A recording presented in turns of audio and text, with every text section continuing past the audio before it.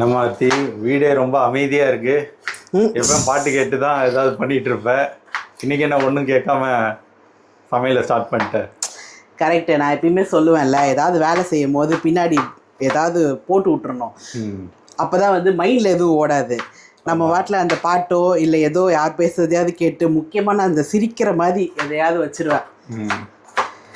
அப்போ தான் மைண்டில் எதையும் பிரச்சனைகள் ஓடாது. நம்ம வாட்டில் வேலையும் செஞ்சு முடிச்சுருவோம், டென்ஷனும் ஆகாது.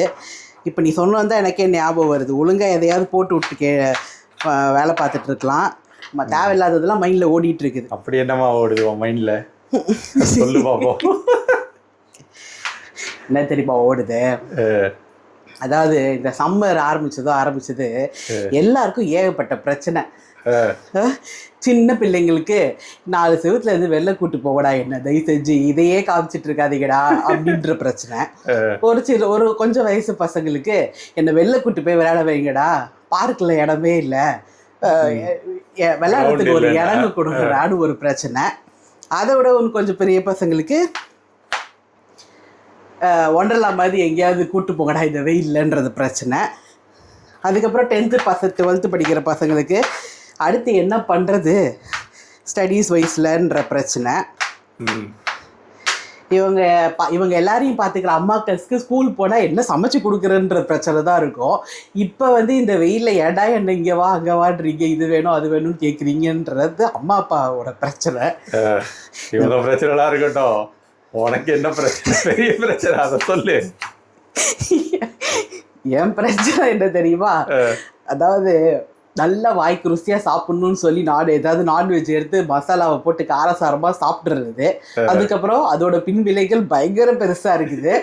அதை அதை அனுபவிச்சுட்டு அடுத்த ஒரு வாரத்துக்கு இனிமேல் வந்து லைட் ஃபுட்டு தான் அப்படின்னு சொல்லி ஆரம்பிக்கிறது. பெரிய டயட் பிளான்லாம் போட்டு ஆரம்பிக்கிறது. 2 நாள் இல்லை 3 நாள் தான், அதுக்கப்புறம் நாக்கு செத்து போயிடுது. திருப்பி காரமாக எதையா சமைச்சு பேக் ஃபயர் ஆகுறது. இதே பிரச்சனை தான் என் லைஃப்பில். இப்போ பிரச்சனைன்னு என்னன்னு பார்த்தா, காரம் அதுக்கு அனுபவிக்கிறது, அடுத்து சாதுவான சாப்பாடு ரிப்பீட்டு. இதே தான் என் லைஃப் பிரச்சனை. அதுக்கு என்ன பண்ணுறதுன்னே எனக்கு தெரியல. இதுக்கு வந்து ஒன்றும் பண்ண முடியாது, வாயும் நம்மளால கண்ட்ரோலும் பண்ண முடியாது. முடிஞ்ச வரைக்கும் அதான்மா, நீ வந்து வாரத்தில் ஒரு நாள் ஸ்பைசியாக ஏதாவது பண்ணி சாப்பிட்டுக்கோ. அது சொன்னாங்க பாருங்க, ஒரு நாள் சாப்பிட்றோம்ல, அந்த ஒரு நாள் அவ்வளோ பெரிய பிரச்சனையாயிடுது.